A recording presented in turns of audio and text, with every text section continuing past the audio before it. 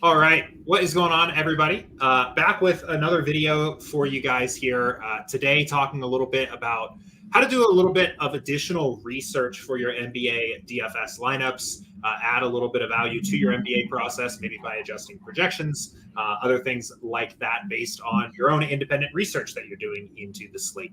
And before we get in, I kind of just wanted to set the stage here a little bit. We often get questions from people that are from this perspective where people ask, what is the model taking into account, so that they can kind of go and then research, the thing that hypothetically the model's not taking into account and make adjustments based on that. And that's not really the direction that we're going to take this video here today. The main reason why is that, one, our NBA model and sim is very sophisticated. It's robust. And if there are measurables out there that we believe are predictive, that can help influence the projections in a positive way, we're incorporating that into the model. It's not as if there's something out there like, DVP or DVOA or, usage rate or something like that we just know is good and is predictive, and we've just decided not to incorporate. The way that we're really going to take this a little bit more instead is just looking at modeling and projecting players at kind of a higher level, understanding that is naturally a very high variance thing. It's a very hard thing to do, and try to help you identify spots that any good model is going to struggle to project, or that there's going to be blind spots in projecting. Give you an idea of how to identify some of those spots, where some opportunities are to go in and research and look into those spots a little bit, and then how to make some of those adjustments in SaberSim to improve the quality of your NBA lineup. So I wanted to bring Andrew in to help me out with this video here. Andrew plays a huge role in both our models team in terms of working with the sims and doing some of the review there and working on the projections. And I know that in his process, he does a lot of this here. And Andrew's actually done some pro videos for us here talking about this before. So wanted to bring Andrew on, but welcome, Andrew. Anything to add to what felt like kind of a lengthy intro here before we dive in? Not too much. Happy to be on with you and talk NBA DFS. I do want to say, I am not directly involved with creating projections. I feel like that would be a slight against our models guys, and I do not want to say that, but I'm definitely more involved in the review process. For sure. And I am aware of what goes into it. So, before we jump in, since you mentioned it, I think it would be helpful for people to know. So you mentioned review process. What does that actually look like when you say you're involved in that part of the process? What are we doing there? What kind of stuff's going on behind the scenes? Yeah. So usually if you're in Discord and you are in the NBA lineup alerts channels, sims are running throughout the day as news comes out, as information becomes available. It is, one of my roles on the team to make sure that as sims run, what is being spit out is generally in line with what the market thinks, or we are not missing something. Maybe we get news about a player being out and we're still projecting them, or we haven't redistributed minutes appropriately, and just a lot of sanity check type of things to make sure that what we are putting out for customers to use is fair and accurate. And with that, are we still comfortable taking stands sometimes there? What's kind of the limit of, how much we'll bring projections back closer to the market with that? Yeah, it's somewhat subjective. We talk about it a lot. Matt, especially Eric, Will, and myself, I feel like we're all kind of on the same page about, where that line is drawn. To your point, we definitely do take stands against Vegas. You can see that reflected in some of our team totals. Sometimes you can see that reflected in some of our projections. We will be high on players and we will be comfortable with that. But I think that, as a user, you should feel comfortable with the fact that, the SaberSim team has reviewed this and has decided that, as a team, as a company, we are okay with this stand. And, Gotcha. Sometimes it works out and sometimes it doesn't. That's the variance of it. But everything is reviewed and approved, basically. Cool. So let's get into this here with tonight's slate. I think this will be a good example. We can even maybe do some of this kind of live. So 8-game slate tonight, 16 teams on the slate. Where do you like to start? Like, how do you identify some spots to look into here? I think a lot of people aren't going to have time to dive deep into 16 teams. Even if you do, you got to pick the most important one that you're going to start from first. So step one, you're looking at the slate for the very first time. What does the steps look like for where you're kind of trying to get an idea of where you want to maybe do a little bit more research? Yeah, so I think it's interesting because I think people play DFS different ways, right? There are a lot of different ways to play. There are a lot of different ways to win, right? Mm-hmm. Some people like to come on and trust SaberSim a lot and push the green button and let it run and do risk management. I think that's totally okay. Some people enjoy the process, like to spend their time researching. I hear people say, I run test builds throughout the day to see how things are changing. Mm-hmm. So there's no right answer, right? And I think that up front, I want to say that I am somebody who enjoys, I thoroughly enjoy going through a slate and spending time looking at it. But it's time intensive, right? Mm-hmm. So I think that the best thing that somebody could do is hop on and look at the slate, how many games are there, what teams are playing, and then run a test build. I think that is a great place to start.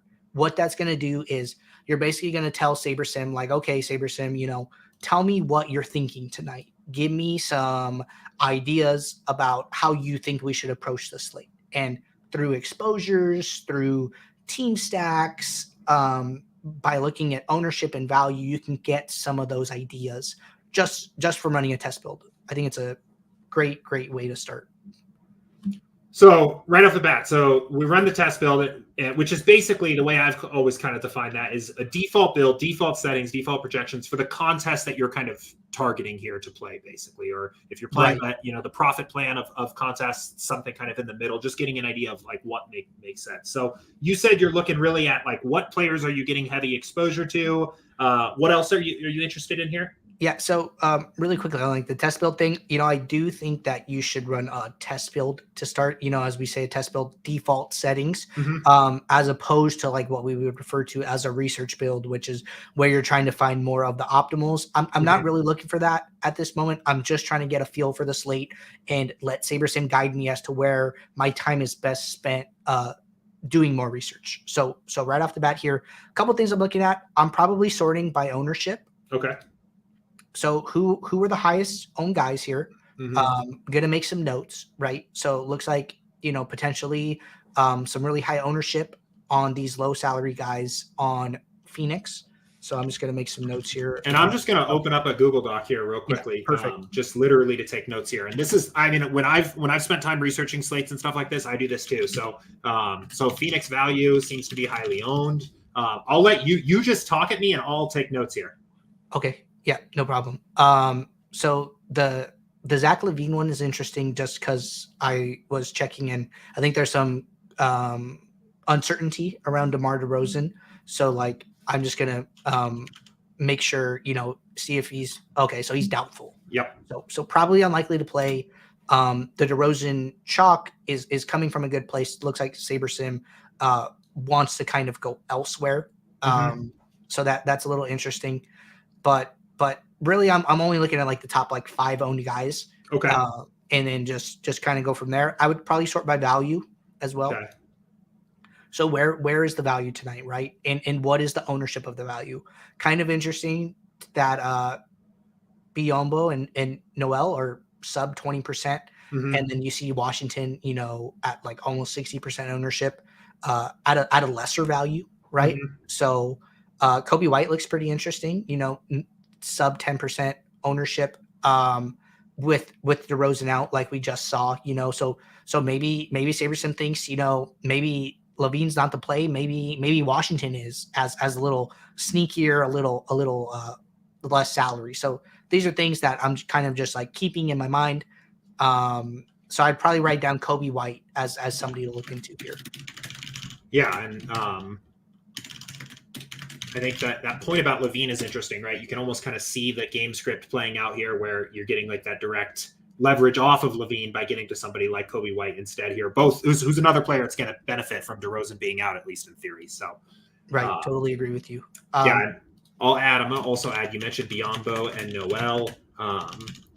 Seem under-owned. I think that's kind of a good observation there. I was going to check something that just jumps out to me is I wanted to kind of see like, what are people doing with the center position? Like where, if they're not getting to like some of these really good elite plays, like where are they going? And it looks like Saric is going to soak up a lot of that ownership. So maybe the field's kind of acting as if this Phoenix front court is kind of decided that we like know what's going to happen.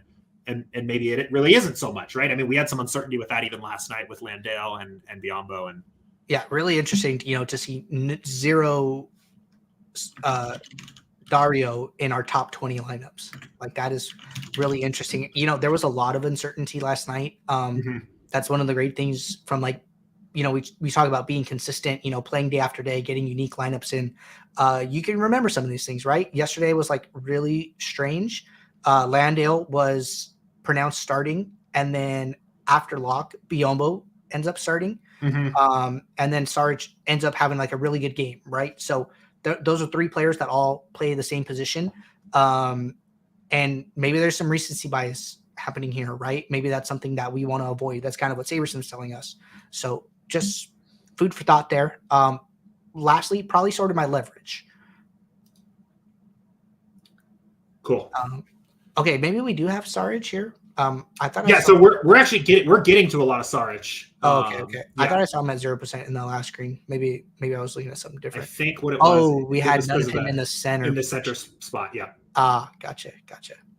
So yeah, I mean we're heavy on Saric at the moment here. I mean he's projected really well, but I think it is interesting, like to your point, that his backup, I guess, depending on kind of how you define that, is projected like very similarly, and it looks like it's going to be pretty low owned. So definitely something to look into a little bit there.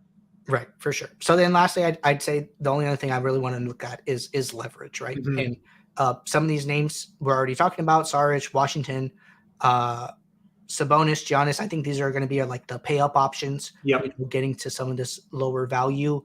Seeing Kobe White over there, who we already noted. I would sort inversely as well, so I can see who our big fades are. So Levine, which we've talked about a little bit, and then the only one that probably interesting is just because Edwards is questionable, I'd probably write down his name. Yeah. Minnesota has already lost Karl Anthony Towns. If Edwards sits, that's kind of interesting. But yeah, so that is what I'm really looking for with the tech build. Get some ideas of where to go next, right? And then kind of go down the rabbit hole from there. So I think that is what I got out of it. Is that kind of like representative of like where your starting point would be? Like, do you go much further than this? I know that you mentioned like that you like to spend a lot of time on this. I mean, would you kind of continue going down after you've researched some of these guys, or is this kind of like just the foundation, and like you're typically picking 3 to 6 players on a slate to like really key into? Yeah, no, I think that's very correct. Something I talk about a lot on office hours is, I'm letting SaberSim handle, what I refer to as like the center of the steak, and I am just trimming the fat kind of off the edges and around it. And if I can, add value with 3 to 5 players on a night, I think that's plenty.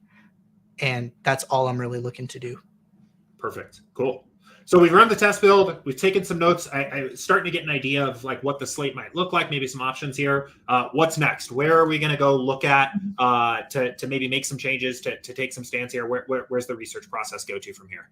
So for me, it goes to the injury report. A couple different ways to look into injuries. I think you could do it in the home screen and, look at some of these teams that we've kind of called out, use the team filters, look at Phoenix, look at, Chicago and see who's all out, right? If we scroll down to the bottom there, that's a lot of out players, right? They were all out yesterday. So I kind of have a good feeling as to like, nothing's really changed too much from the way that what players were available, what players were not from yesterday. But I think that's a good opportunity to remember that just because something happened on one day does not mean the same exact thing is going to happen on the next day. And a lot of people might think like that. And that is what is going to drive ownership. So there are going to be probably some ownership inefficiencies here.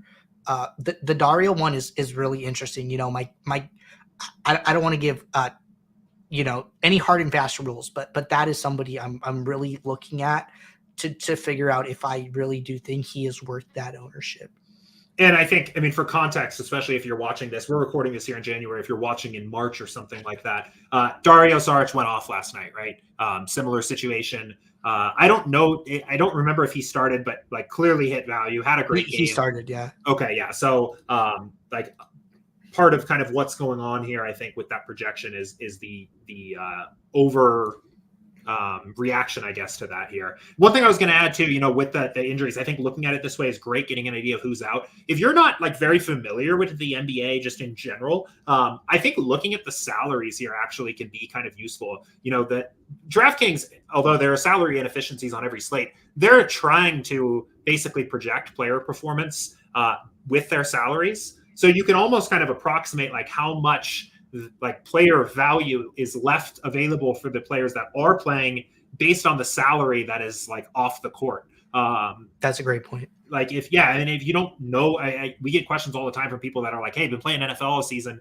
You'll want to check out NBA a little bit this year. And I don't know a lot of players, haven't followed the NBA 15 years or something like that. You can kind of get up to speed a little bit by seeing that missing salary here from players if you're not too familiar with these guys. So just another thing to look at there. So right, that's a great option. You do have the NBA depth charts tab up at the top. If anybody wants to use that, it's a completely free tool, and you could sort by team as well in the drop down, and then you could see who are the starters or whatever it may be.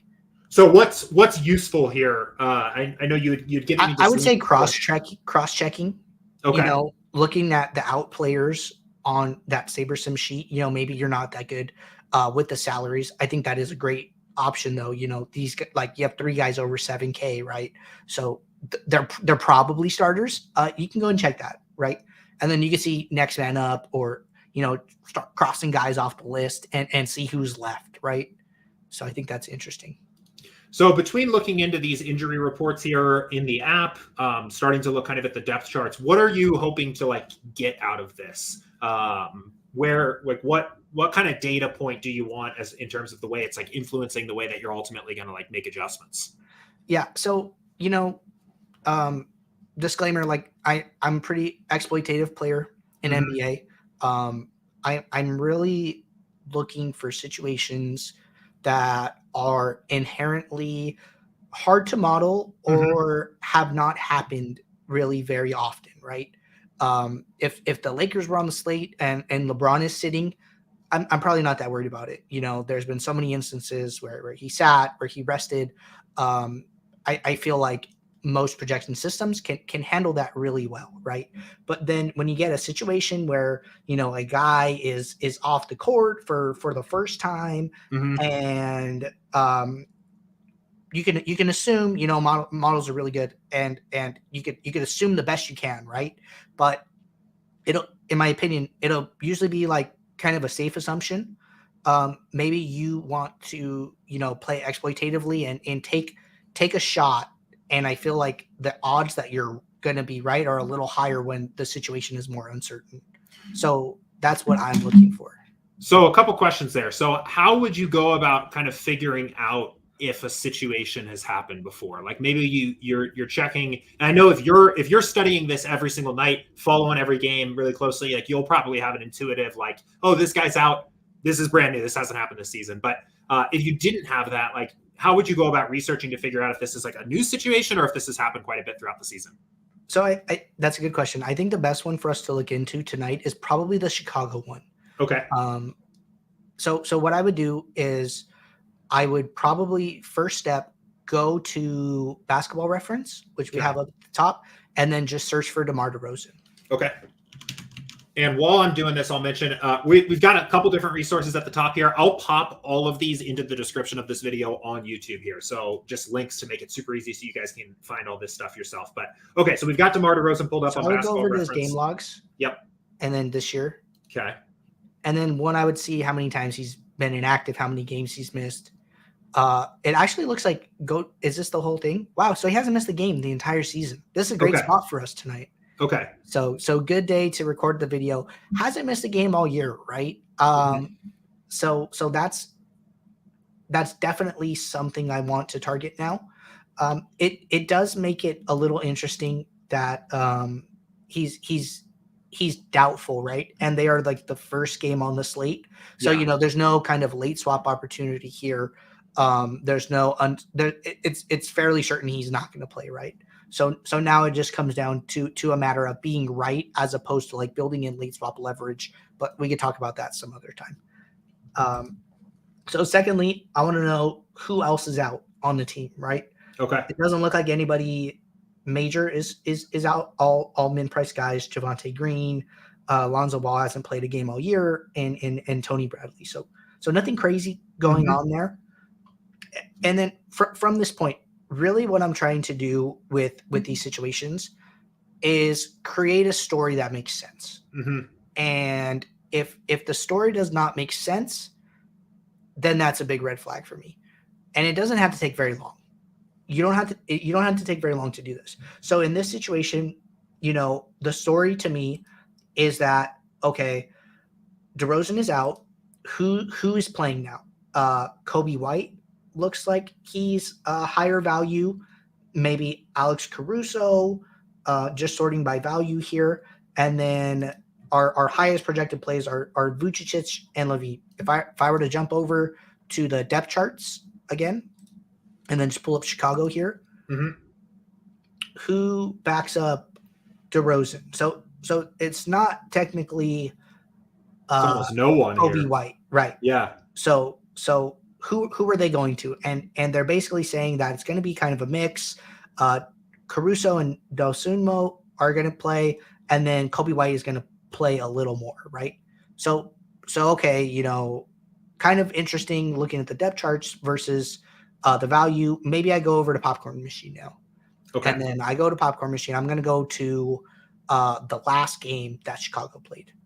Okay, so that was on the 9th here. So the game flow, is that what you're looking at here? Yeah, the game flow. So I think in this situation, one thing that matters to me is the total minutes for bench players, which you could see on the left, of totals. Okay. Yeah, you're right there. So all the guys in red at the top are the starters, or like the red is when they played, and then the black is when they're not playing, right? Okay. So our starters are Vucevic, DeRozan, Levine, Williams, Dosunmu. White is the first guy off the bench, followed by Caruso, and they played about the same amount of minutes. So those are our two guys that we are kind of getting extra minutes for, or extra points, extra value. So that all looks good to me so far.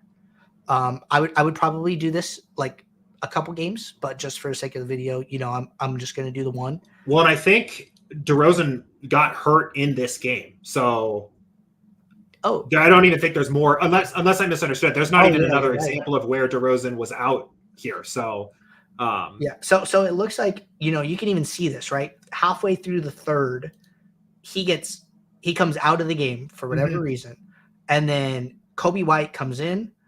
Kobe White plays the rest of the third into the fourth, and then he actually comes out the rest of the fourth quarter. Yeah. After the 9-minute mark. And then Dosunmu comes in, and then he basically finishes out the game. It's not always for me, who I guess I kind of value the sixth man, I guess is what I'm getting at. Who's the first guy off the bench, who's playing a lot of minutes off the bench. And even if DeRozan's in, I have a strong enough anecdotal opinion that that player will probably get more minutes. But as that sixth man there. Right. As like the next man up, kind of. depending. But so far, this story is checking out for me. Yeah. So I mean, I think kind of the way I'm thinking about this here a little bit is like we have a sense of who the starters are here, and then the guys off the bench, and now we vacate this player that's starting that gets a lot of minutes. Really, DeRozan is kind of creating a gap in two different ways, right? He's creating a gap in his minutes, and he's creating a gap in his usage. And I think like one thing that kind of stands out to me here is that there may be a little bit more additional minutes that go to some of the other starters here, but probably the way that they're mostly going to benefit is with their usage. The real potential people that like could really benefit here, that like really are going to make that big jump, are the players that might be jumping from playing 20 minutes a night to like being entered into the starting lineup, or like becoming that higher minute 6-man type role where like there's an opportunity for them to really like make a jump. I mean, what are your thoughts on that? Like, are you? Do you care about minutes or usage a little bit more? Like, what are you looking at there? For me, you know, I really trust the fantasy points per minute that SaberSim shows in the app. So when I'm looking to make adjustments, I'm usually I actually don't think we show that in the app. Well, I'm sorry. We don't actually show it, but you could do it. So I usually just like whatever the ratio of projection to minutes is, I trust. So whenever I'm looking to make adjustments, if I want to increase Kobe White, say I don't think he's getting enough minutes, I will just do it based on whatever SaberSim has the fantasy points per minute at. So say, you know, gotcha. Okay.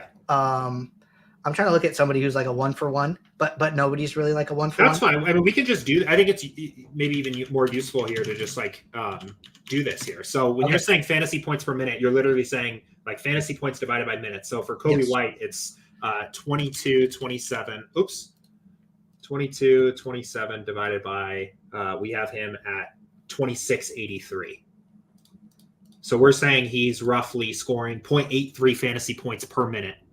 Right. I'm never looking to change that. Okay. I think a lot goes into that metric being created. I am mostly determining whether I think a player should be playing more, basically. Okay. So that's a really good point. So when you're doing this research, looking into these spots, really the most important thing to you is identifying players that are going to get more minutes, right? Yeah. That's the basic idea. Okay, cool. So you mentioned, so for the Bulls, for example, here, so you mentioned that you're looking into the story of the game, and then you said that like the story that you're seeing here kind of checks out. So does that mean like this might be a situation where you don't really want to make any adjustments, or did you see something in just like, I know we kind of are moving quickly here, but in the limited research that we did, was there anything that did kind of stand out to you, or anything? You know, the only thing that really stood out to me, if you go back to Popcorn Machine, Zach Levine played the entire third and fourth quarter. Okay. He didn't miss a minute. And if you hover over like his fourth quarter, the line, like the 15-2 on the fourth quarter for Levine, if you go down, you could see how many shots he took. You could see his stats in that time. So he the only thing is he played a lot of minutes. He ended up playing 42 minutes, right? And we have him projected for 36. I think the one thing I like to look at is I don't even know if this is like a metric. I might sound funny, but minutes upside. This is something I look at with guys like Kawhi Leonard specifically. We use like Kawhi is not somebody. They're very careful with him. They rest him a lot. Sometimes he might be projected for like 33 minutes, and I don't think he would play like a second above 33 minutes. So I will lower him to like 31 maybe in that instance. Someone like Zach Levine here, you know, projected for 36, he could easily play 42, you know, as we see with DeRozan out. I think that, you know, his top minutes kind of like range is far above 36. So even though we didn't like him in the test build, I'm kind of open to playing him, I think. Okay. And I think that's actually a perfect example of like, you might not need to have gone and found a reason to play more Dario Saric, right? You're getting 100% of the test build, right? That's kind of almost the point of the test build here now, is that we know by default we weren't getting a lot of Zach Levine. So if we see an angle in our research of why we maybe want to get more, that's part of why it's a good adjustment, right? If we were already getting 100% Zach Levine, then we wouldn't need to go find reasons to increase his projection. So we can make that adjustment here. So, I mean, maybe something like 38 minutes, I think, here as a mean kind of makes a little bit more sense. So would you do that the way you described, basically like calculate his fantasy points per minute and then make that adjustment there? So in this scenario, you know, I don't feel very confident in that he needs a minutes adjustment. Okay. But it's something that I'm gonna note. Maybe I handle it on an exposure level, but not like a strong take that I want to take action on. Okay. Was there a strong take that you had on any of these other guys here, or does it like look like in this particular spot that they're pretty well projected? I mean, you know, one thing that like does stand out to me here is like we've got, so I'm just kind of like trying to piece this together here in my head. So we've got like White and Caruso basically both kind of like becoming almost that like shared 6-man kind of role. Like one is probably going to start, I would assume, and then like we're basically assuming they're going to split minutes off the bench, or whatever from there. I mean, is there an angle, or like, do you think there's an opportunity here to like take a stand on one? Yeah, I agree with you. I think it's totally okay to figure out, you know, which one you think has more upside, and maybe that's looking at player percentiles. You know, if you're on the pro plan, you can look at, you know, those player percentiles and, you know, do some comparison there. Maybe you find something that we're not finding here. Another great tool that you have up on the top that I just want to use since we have it is Court IQ. It's a free tool. You can come in here. You can pick a team. So in this case, we pick Chicago. And then we would pick who's off the court, right? You can pick on and off. I always just do off because it seems to work a little better. So Kobe, DeMar DeRozan's off. Javonte Green is off. So do you normally go in and like fill in all of these here for all of these players that are out, or just the key player? Okay. No, just everybody. Like I'll pull up SaberSim. I'll use the filter on the team, and then anybody who is out, I will mark them out in this, and then run it from there. Okay. So not everybody with a 0, just like the out status. I know you're scrolled over on. Oh, gotcha. Okay. Gotcha. So it's Bradley, Ball, DeRozan, and Green. Yeah. Okay, so we're good. And then, so we'll run here. Perfect. Okay. So what are we looking at here? Usually I'm looking at the per 36 minutes up at the top. It makes a little more sense to my brain. Okay. And then in this situation, they have usage and they have fantasy points. And then if you scroll down to differential, scroll down. Oh, yeah. And then go per 36. Okay. I'm usually looking at this as well. So I want to see, you know, the plus or minuses, like who's getting more fantasy points in this situation. But then I also want to make sure that there's a fair amount of minutes in this situation. So if you go back up, over on the left, the stats minutes is, you know, how many minutes this person has played under these circumstances. That is what this is telling you. So with DeRozan, Bradley, Ball, Green off the court, these players have played these many minutes, and then this is, you know, their usage, and then this is their fantasy points that they've scored in this sample size, whatever those minutes are. So this is another good way to tell, you know, who's being used more if you're trying to like split the difference. Caruso is a little less usage than Kobe White, but you know, I'm having a little trouble reading it. Is it 30 points for Caruso and 29? A little bit bigger. 23 for Kobe White there. Yeah, you got it. Yep. Yeah. So like sometimes you'll come on here and you'll see a big difference, right? Yeah. And that's just like another opportunity for you to like another input, another check to make sure like you're not missing something, right? What if you come on here?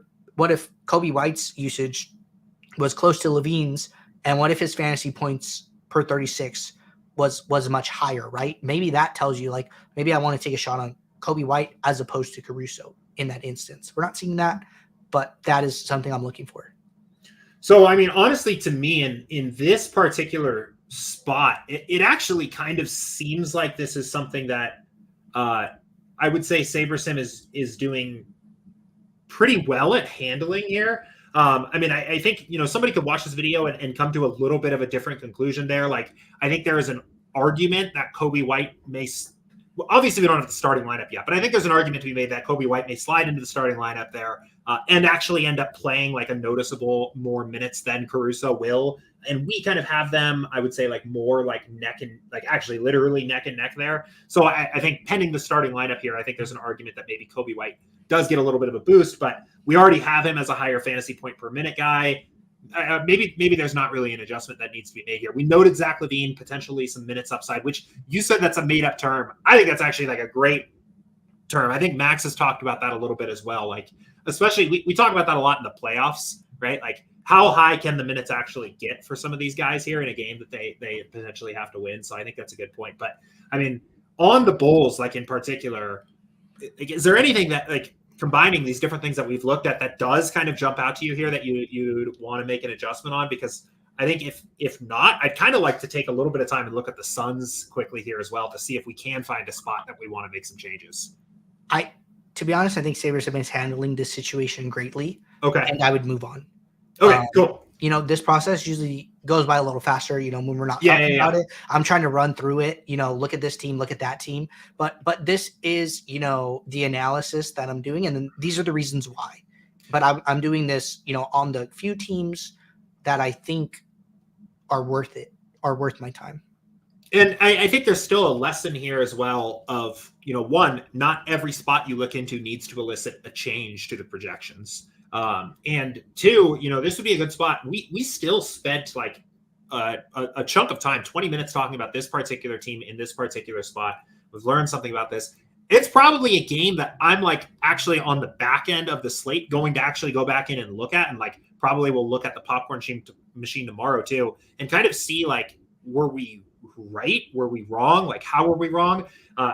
It could very well be that the Bulls game, whenever they play next, whether that's tomorrow or Friday, let's assume that Kobe White plays 34 minutes, Caruso plays his like normal 18, and Kobe White is 60% owned in the next game. Like, now that's kind of the spot to look into, right? Like, is that reliable? Is Kobe White just going to play 34 minutes until DeRozan's healthy again? Or, did Caruso get like 3 fouls 2 minutes into the second quarter or something like that, right? Like, I think what I'm realizing here as we're talking about this here is the more you do this and start to incorporate it into your process, the like easier it will get, the more firepower you'll kind of have each slate, because you kind of have a sense of what's going on with some of these teams. Right. Exactly. Like yesterday, I'm like, okay, Suns, same exact situation. If you're playing for the first time today, Suns have like 8 guys out. Like, wow, that looks like crazy, and you got to go figure out that situation. Yeah, so let's talk a little bit about the Suns here. I think this is an interesting one. I think we can kind of go back through some of the resources that we were looking for here. I am going to put your feet to the fire here, though, and I am going to tell you we have to adjust something here just because I want to see what that would look like. Even if you want to put a disclaimer on it and say you might not do that tonight, that's fine. I just want to see what that actually looks like here from your perspective. So my gut reaction, I am lowering Dario Saric's projected points. Okay, I think we should go back here real quickly and actually take a look through this again, and see like what are your thoughts on that here? Going back and looking at the popcorn machine again. So the reason I say that is because I did a lot of research for the slate yesterday. Okay. Right, and it was a late game on the slate, same way it is today. Okay.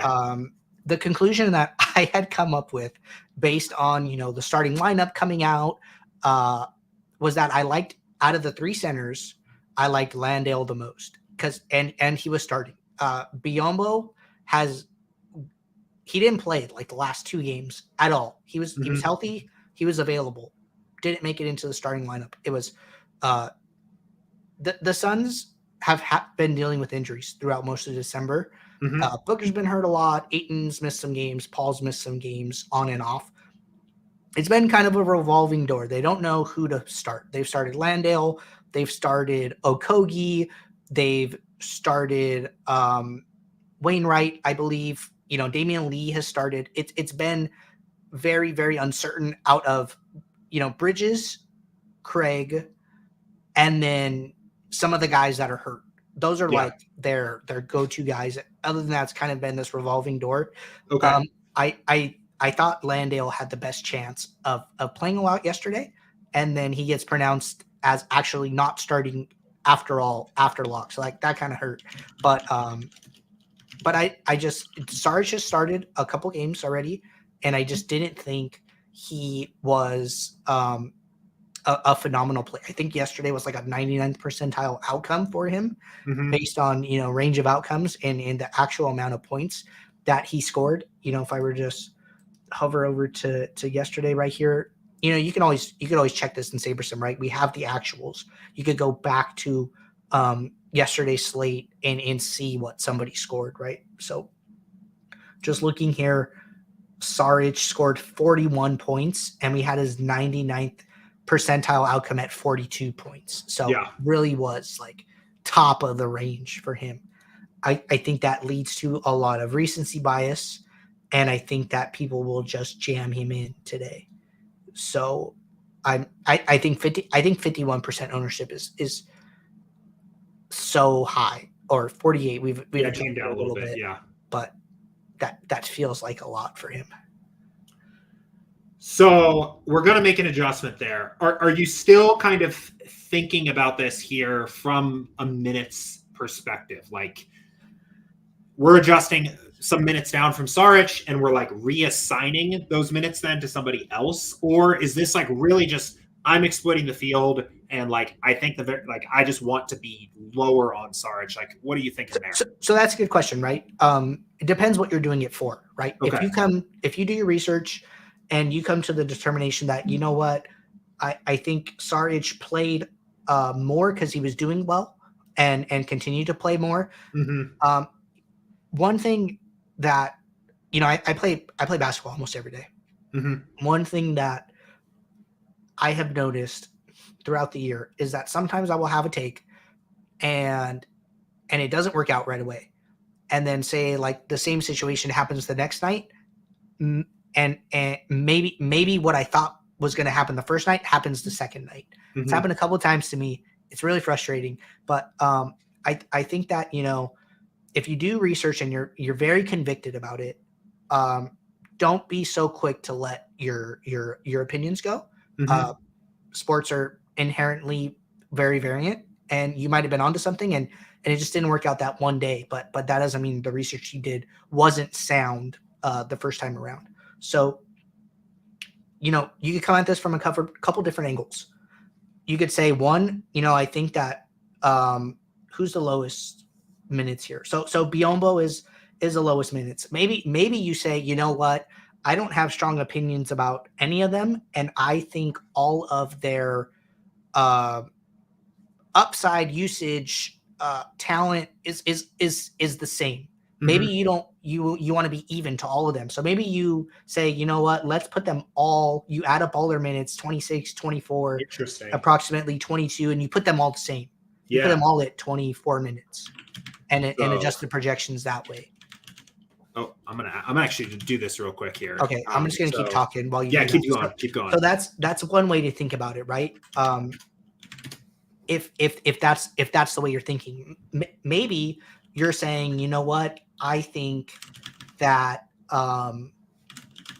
Saric, is that player. Maybe that is the player Saric is, right? And I think his, yesterday he played 24 minutes, got 41 points. And then today, we have him projected for. So it looks like he played 30 minutes yesterday.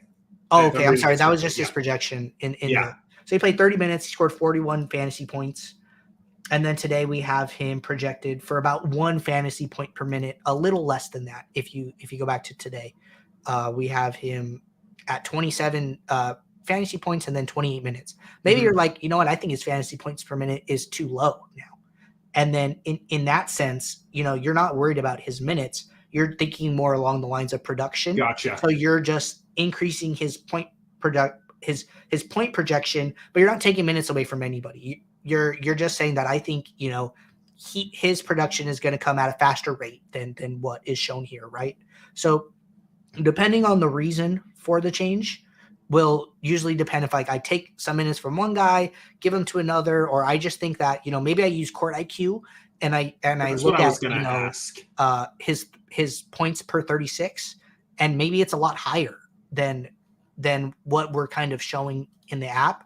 And maybe I'm like, you know what, I want to, even though that's a smaller sample size, maybe I want to use that fantasy point per minute and take a shot that way. Right. Right. Yeah. And so that's what I was going to ask you is like, in terms of like kind of getting a sense of how you want to handle these situations and like building that intuition that it sounds like some of this is kind of intuitive to you. It is like court IQ kind of like one of the better tools that we've talked about here for like how you'd go about doing that. Like just thinking about Suns tonight, right? You kind of presented two different cases of like maybe Sarge is like, there's a talent gap between him and Landale and Biyombo, or maybe there isn't. And maybe like even the minutes are uncertain. Like is court IQ kind of where you would start to like come up with that decision rather than kind of just flipping a coin and like guessing? I think this is a great resource. Yeah. It'll tell you, all of the times this season where these players have been off and these other players have played, right? If you run this, right, this is not a lot of minutes. Yeah. 76 minutes for Biyombo, 65 for Saric, 64 for Landale. I would probably feel not good about taking this from such a small minute sample. Mm-hmm. But let's say, we're comfortable with that, right? We're comfortable with that. I'm looking at their fantasy points per minute here. Saric and Landale pretty close. Biyombo is like a far third. But if you go back to our SaberSim, he was the second highest value, right? It was Saric, Biyombo, and then Landale before we made the minute change. Yeah. So maybe you're saying, okay, I want to make Biyombo third on the list, right? And then you can play with the projection a little more and figure out, how you perceive to be their actual rank for the night. So it's all exploitative in this sense. The way we're talking about adjusting the projections now is to take advantage of a situation, to take a stand of a situation. So there are different means for projection adjustments, and I don't want somebody to, think like just because you're adjusting him, that means you have to adjust someone else. Depends on the reasoning, in my opinion. So, I mean, I did want to just say too, like, as a potential, like even counterpoint here on the minutes thing, right? This is a small sample size. I think like that grain of salt is worth noting. This is also the sample size that the field is working with, right? Like when we're talking about high variance situations, like this is a really good example of a spot because no one has a ton of data about how this is going to play. And I think it is, as we're talking about this, I think people will come to different conclusions about like what the right move is here based on that. And I think that's kind of a good thing. I mean, the thing that stands out to me, just having you teach me how to do this on this call here, like I like the idea of maybe evening out some of the minutes here, right? Like I'm not bought into the idea that Dario Saric is the minutes guy, not even talking fantasy point per minute or usage, but I'm not bought into the idea that Dario Saric is the minutes guy just because he was last night, just looking at how this has kind of been. I think there's even an argument that like Saric played 30 minutes last night. How many times I'm thinking now I'm going to go look, how many times has Saric played 30 minutes this season? And what did he play the next game? Right. Saric has been in the league for a long time. Like, I don't know also, how many games. Yeah. No. I'm sorry to cut you off, but just along those lines, right? You could go to Basketball Reference and look at Saric's game logs. Look at the games he's started and look how many minutes he's played in those games. Somebody that reminds me of that situation is Nikola Jovic from Miami. There are a lot of games he will start and only play like 14 minutes, right? So like, is Jovic starting that important, right?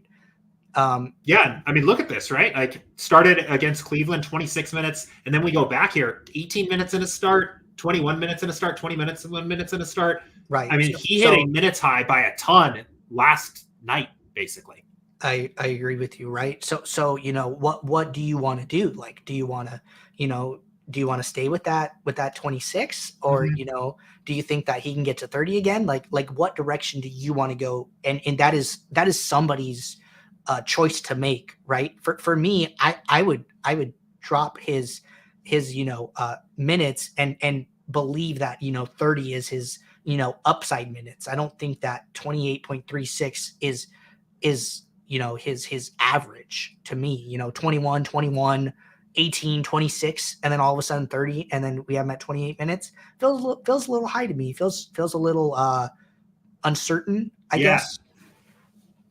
Yeah, absolutely. I love this. I think this is awesome. I want to be like cognizant of time here. We could probably talk right up against lock here about this. So let's basically say that this is kind of the stand that I want to take here. I had a couple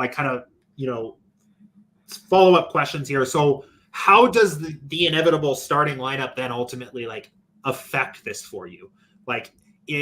Especially when you don't have a lot of time, right? Like, let's say we end up getting the Suns final starting lineup 15 minutes before lock, and they do the same thing they did. Let's say they're saying Landale's the starter, right?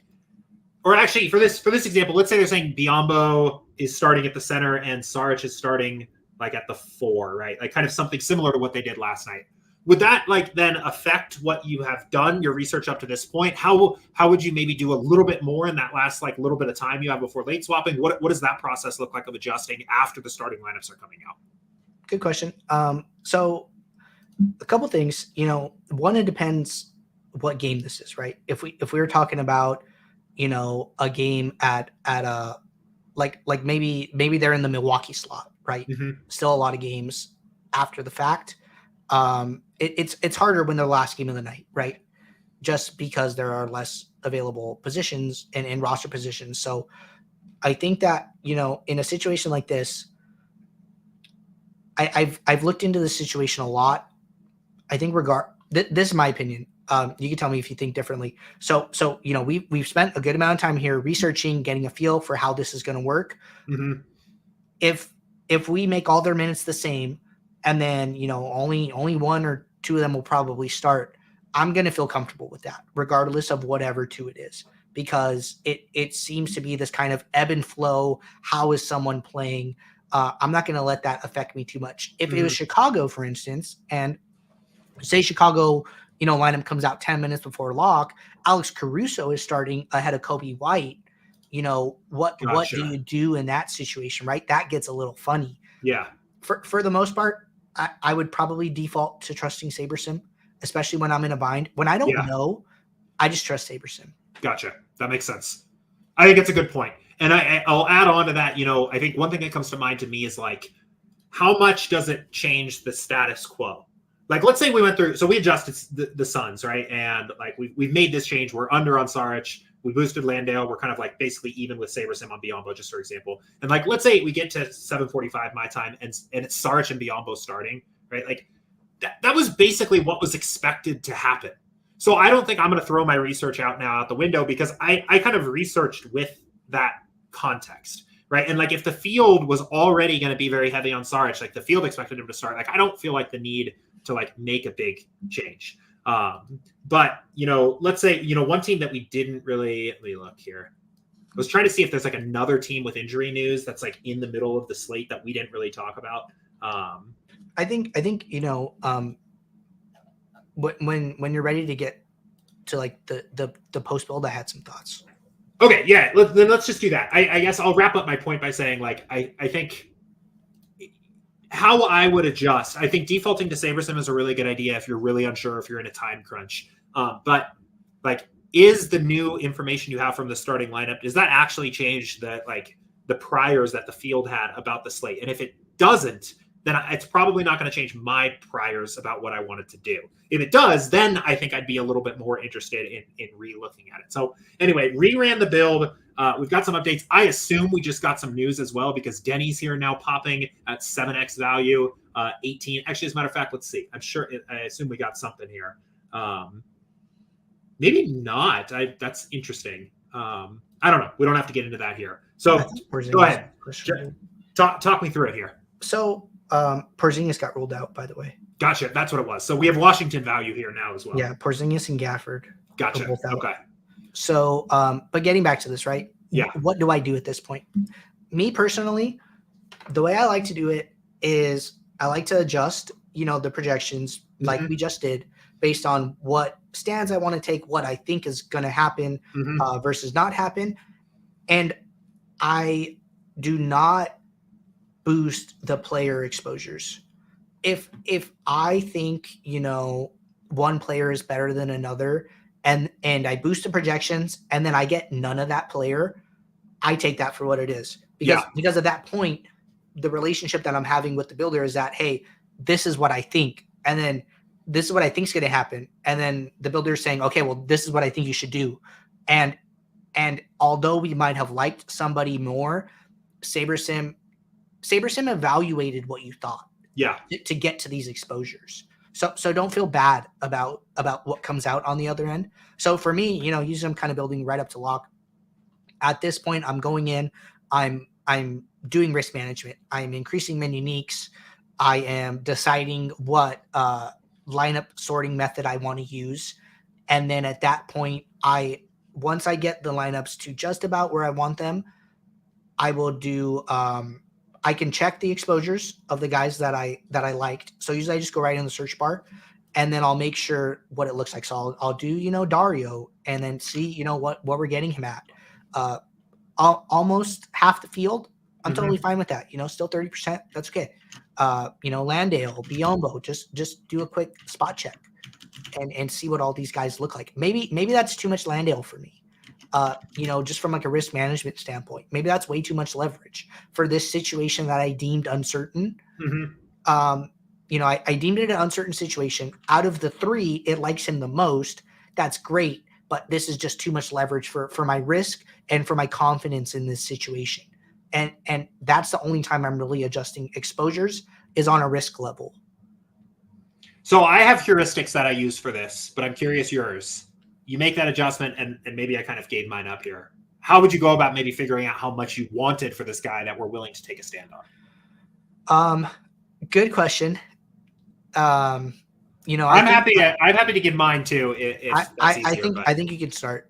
Okay. So this is a heuristic, right? It's a rule of thumb, not an exact science. But I have long used my pool as kind of a measuring stick for like a large set of potentially good lineups, which means I often think descriptors about what is in the pool can be useful for determining what you want to take with you into your contests. If I had to make a decision quickly, a heuristic to how much exposure to get to a particular player, I might use the pool exposure. We have 42% of Jock Landale lineups in our pool. The pool approximates a set of viable lineups for the slate, 40% in my set of 20 as kind of a rough, especially if you're short on time, right? You're always short on time in NBA. You got to make a decision quick. I think if you wanted to like bring down some exposure there, I think that's fine. For what it's worth, as it relates to my process particularly, I've leaned way more heavily on min uniques than individual player exposures since we released the post-build min uniques. So like if I increased min uniques to 3 or 4 or something like that for 20 lineups and I was still getting 85, 90% jock, I actually might be okay with that. But that's the heuristic I like to use there. Yeah, I feel very similar to you about, usually it's just min uniques. I think, in this specific situation, I just want to check those guys. Very happy with playing, just the field on Levine. And I think something that comes up a lot, I hear from users is, should I be, plus or minus on players? Like sometimes it's okay to be even with the field. Yeah. Pick a different spot, let this match the field on. You're matching the field on this high-owned guy. He's not going to hurt you or help you too much, and you're going to find your leverage on the slate via another situation. And I mean, one other thing that I think is interesting here, is you can adjust these projections like post-build as well. Like Levine comes to mind, right? Maybe I'm still sitting here like, gosh, 36 minutes, like maybe 38's the median there. I kind of just want to like see, projected at 45 here. What does that do? It gives him a little bit of a bump here. And we've talked about this a little bit here as fragility of the projections. I can't even, this is from somebody in our Discord that said that. And I just love that term. you can kind of see like what if you're wrong, right? Like what if the projection is wrong, and what does that actually do to his exposure here? And like I think Zach Levine is actually has a projection here that is fairly sensitive to projections here. So maybe there's an argument there to bumping him up a little bit. I think if we're going to be wrong on 36 minutes for Zach Levine, barring foul trouble or an injury, I think we're going to be wrong under. So maybe there's an argument here to giving him a little bit of a boost there, just because we saw 42 minutes the other night in a game where DeRozan played 22. So I think that's totally fine, right? Yeah. And we did research, and you could come to that conclusion, right? Or you could not, or you could leave it alone. Like that, they're all okay. Cool. So I know getting pretty long on time here. I think originally I had envisioned this being like 20 minutes. We're at an hour. I think this was super helpful. I hope you guys watching found this helpful. I would say if I could kind of wrap this up and summarize here in kind of like a framework, I would say, pick some spots, right? Study the injury reports, run some test builds. You don't need to tackle 16 teams all at once, right? Pick a couple spots, a couple players, a couple teams to look into. Use some of the tools we've outlined here to get a sense of where there might be some inefficiencies, right? Is there minutes uncertainty? Is there a little bit of usage uncertainty? How much data do we have for this particular situation? And then use the tools at your disposal in SaberSim to make some adjustments, projection changes, exposures, that kind of thing. Anything you wanted to add to that, Andrew, that we've covered here that wasn't summarized there, or any kind of final thoughts that you want to leave people with? I would say, you don't have to do this all to have a good result. But that doesn't mean that, it can't add value. I think that, when people research, you kind of said this earlier, sometimes you come to no conclusion, and that's okay.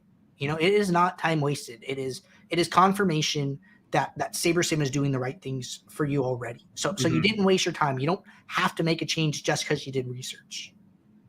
Yeah, well said. And I mean, I think even just talking about like two teams here for this slate only, I feel like I've got like a better sense of kind of how these teams play when guys are hurt and what these rotations might look like. I think it was a really good point as well that like this will build over time if you introduce this to your process slowly. I think it's a good point as well that you don't feel like you need to make changes every time or do this every time, because I mean, Andrew's been sitting here for an hour telling me about how he does this. And we mentioned right at the start that Andrew is part of the team that is actually reviewing internally and making some adjustments to SaberSim, right? So, it's a strong team coming up with the sims and projections here, and we're doing a lot of this here for you. But this was super fun. I think we'll continue to do more content like this here going forward. Otherwise, any other final thoughts, Andrew, that you want to get out here before we get out of here? Well, we got to hop off and go look at Washington now. I know. That's what I was going to say, right? Yeah, got to go look at Washington now all of a sudden. So anyway, if you guys have any other questions about this kinds of stuff or the rest of the process on SaberSim, Andrew goes live every Monday through Friday on office hours, 2:00 Eastern. You can come ask him about this live, hear his thoughts. Also join the Discord server. There's awesome conversation going on in Discord every single day. We've got a lot of very sharp minds in Discord as well, talking about this kind of stuff, answering questions. So join Discord if you haven't already. In the meantime, appreciate everybody here for watching. Thank you and good luck. See you guys.